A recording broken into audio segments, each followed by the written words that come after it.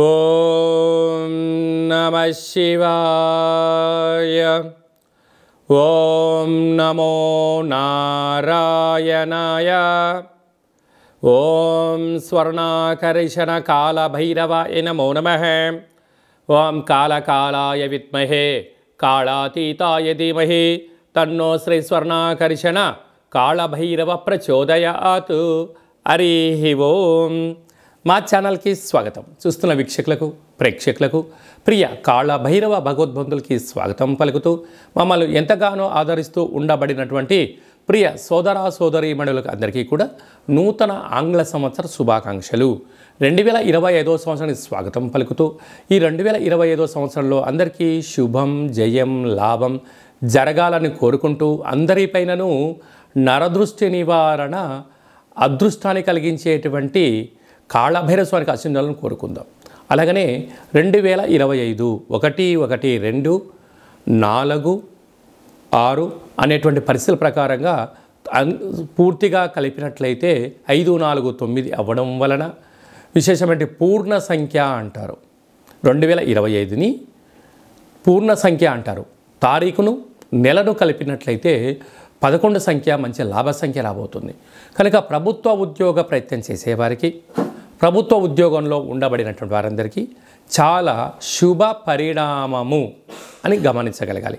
అలాగనే మనకు ఈ 2025వ సంవత్సరము బుధవారం రోజు ప్రారంభమవడం, ఉత్తరాషాఢ నక్షత్రం అవ్వడం వలన విపరీతమైన రాజయోగం అందరికీ కలిసి వస్తుంది అని చెప్పగలగాలి. అలాగా 9 సంఖ్య పూర్ణ సంఖ్య అవడం వలన అనేక మందికి లక్కీ నెంబర్ కూడా 9 సంఖ్య. కొన్ని కోట్ల మంది ఎదురు చూస్తున్న వారందరికీ అదృష్టవంతులు కాబోతున్నటువంటి సంవత్సరం ఇది అని చెప్పి కూడా మీరు గమనించాలి.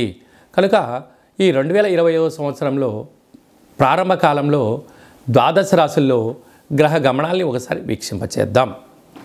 వృషభ రాశిలో దేవగురు బృహస్పతి సంచార స్థితి, మిథున రాశిలో విశేషమైనటువంటి మనకు కన్య రాశిలో కుజ భగవానుడు సంచార స్థితి, అలాగనే కన్య రాశిలో కేతు సంచార స్థితి, ధనుసు రాశిలో బుధాదిత్య రాజయోగం రవి బుధ సంచార స్థితి ఉండడం, అలాగనే కుంభరాశిలో శుక్రుడు మరియు శని సంచార స్థితి, మీనరాశిలో రాహు సంచార స్థితితో నూతన ఆంగ్ల సంవత్సర ప్రారంభ కాలంలో గ్రహ గమనాలు ఈ విధంగా ఉన్నాయి.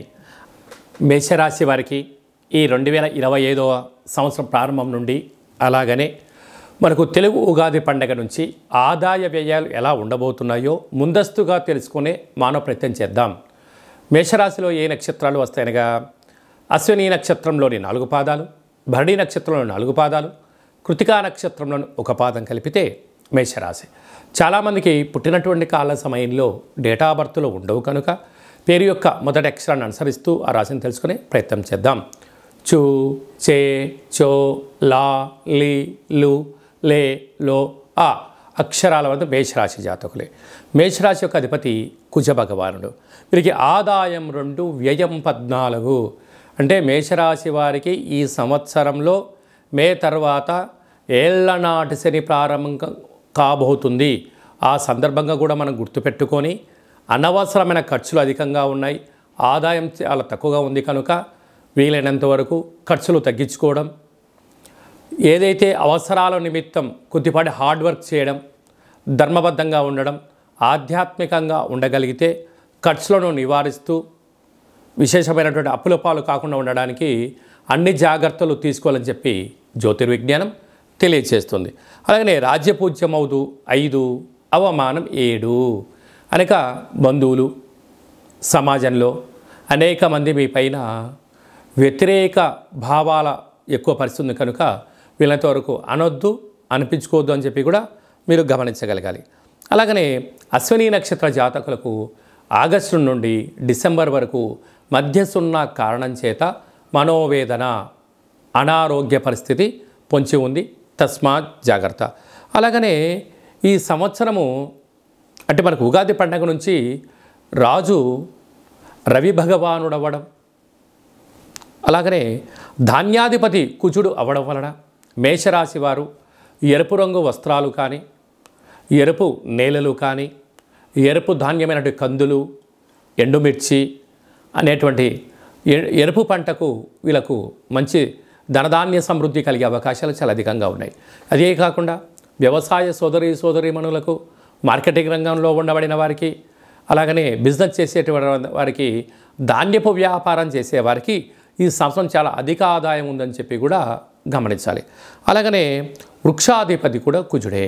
అంటే నర్సరీ వాళ్ళు, వ్యవసాయ సోదరీమణులు, సంపూర్ణ ప్రకృతి, పర్యావరణము, అడవులు, వృక్షాలు అనేటువంటి సేవాభావం కలిగిన వారందరికీ కూడా కుజభగవాని యొక్క ఆశీస్సులు.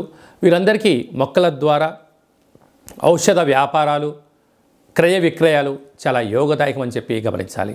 కాకపోతే వీరికి ఈ సంవత్సర ప్రారంభ కాలంలో వృషభ రాశిలో గురువు, కన్యరాశిలో కేతు భగవానుడు, అలాగనే మీనరాశిలో రాహు సంచార స్థితి, కుంభరాశిలో శని భగవాన సంచార స్థితి ఉన్నప్పుడు ఓవరాల్గా ఈ ఆంగ్ల సంవత్సరం ప్రారంభం నుండి ఉగాది పండుగ వరకు మందకొడిగానే సాగే పరిస్థితి ఉంటుంది.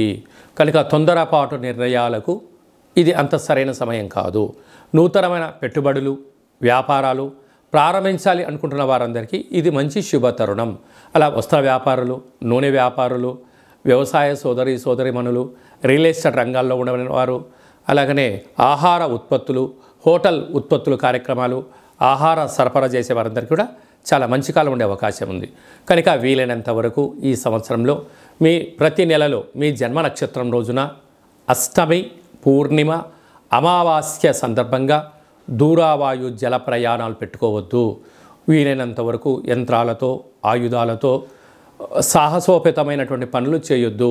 వీలైనంత వరకు మౌనం, సౌమ్యం, ఆధ్యాత్మికత, జీవనశైలి, ప్రతిరోజు సూర్య నమస్కారం చేయడము, ప్రతిరోజు కాళభైరవ మంత్ర సాధన చేయడం కానీ, అష్టకాన్ని వినడం కానీ, కుక్కలకు కానీ, పక్షురాజు అయినటువంటి కాకులకు ఆహారాన్ని పెట్టడం వలన సకల నరదృష్టి తొలగిపోయి ఏలనాటి యొక్క శని తీవ్రత తగ్గుతుందని చెప్పి కూడా గమనించాలి.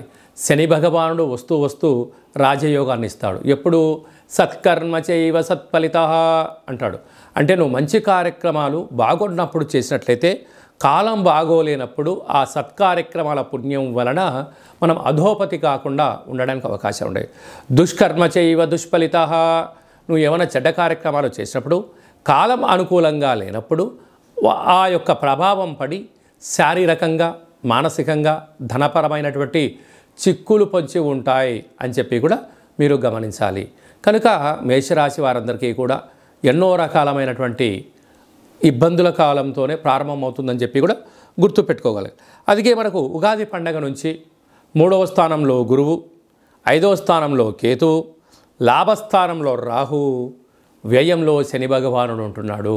కనుక కాలానికి అనుకూలంగా మనము సత్కర్మలు చేపట్టి మనకు మంచి ఫలితాలు కూడా తెచ్చుకోవచ్చు అని చెప్పి కూడా గమనించాలి.